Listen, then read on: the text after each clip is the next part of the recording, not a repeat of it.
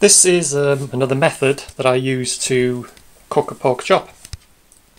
Firstly, before you start cooking your chop or a steak, take it out of the fridge. Never take a chop or a steak out of the fridge and put it straight in the frying pan, because you always let it, get to room temperature for about 20 minutes.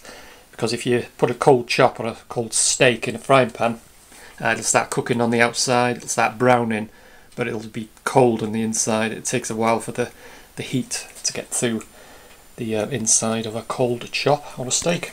Right, so the only ingredients you need are salt, freshly ground black pepper, and a tablespoon of balsamic vinegar. Right, first thing you need to do is season the pork chop on both sides with salt and pepper. Okay, that's the chop nice and seasoned on both sides. Next thing you need to do is get a frying pan, put a little drop of oil in it. I use groundnut oil because it's a neutral oil, and heat it up. And then you want to fry the chop for a couple of minutes on both sides, and then you need to add the balsamic vinegar. Just fry this for a couple of minutes and I'll turn it over.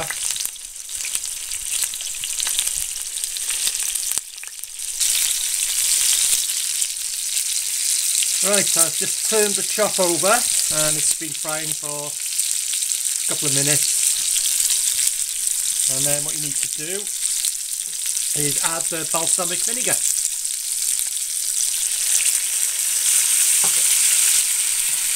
And turn the heat down a bit and just let that cook through until the balsamic caramelises.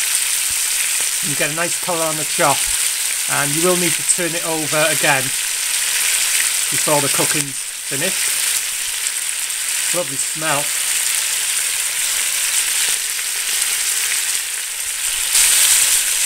Right, I've just turned the chop over now. You see some lovely colour. And just cook now until the chop's ready.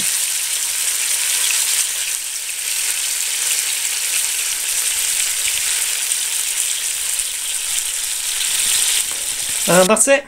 It's another one of my methods of cooking a pork chop.